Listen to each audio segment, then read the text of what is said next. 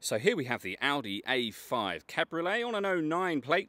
I'm going to start off by showing you around the outside of the car, and then we'll hop in and run through some controls on the inside. From the outside though, you can see it's a two-door car with alloy wheels.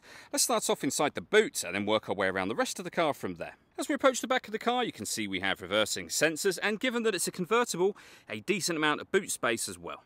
Okay, so we're just going to work our way back around to the front of the car, and then we'll hop in and run through some controls on the inside. But now that we've done a full circle of it, you can see it's in excellent condition the whole way around, and a great looking car too. Just briefly before we climb in, I think it's well worth seeing the interior from this exterior point of view. There's plenty to run through on the dashboard, so let's hop in and we'll do that now. Okay, now that we're inside the car, we're going to start with the dials. On the left-hand side, we have the rev counter, we have the speedometer and fuel gauge on the right-hand side. In the middle, you can see the digital readout for the speedometer and the total miles for this car, which are 65,245. So, low mileage for the car's age.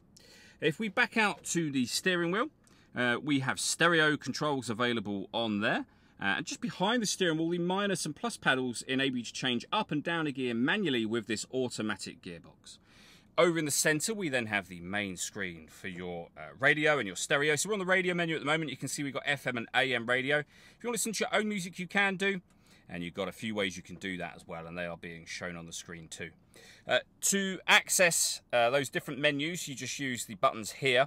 These four buttons relate to the four corners of the screen, and this one will take you through various options within the screen itself.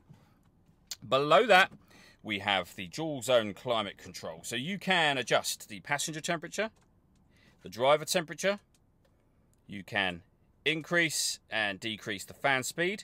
You can also determine what direction you'd like the air to be distributed in as well. When you're happy with those settings, that button turns your air conditioning on. It's on when that light shows. Same button to turn it off again. Or hit auto.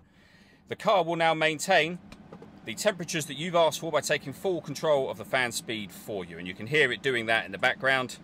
You can manually override that whenever you wish to, and you see auto has now gone off. We have the gear lever for the fully automatic gearbox, as well as the button for your electronic handbrake.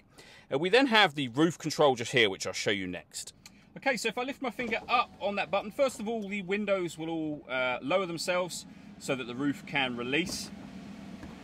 And you can see that the roof will then begin its operation. The tailgate will close over the top of it, and it's as quick as that. All that leaves me to say is thank you for taking the time to watch this video. If you'd like to come and see the car in person and have a test drive, please feel free to give us a call here at Glenbourne's. We'd love to hear from you soon.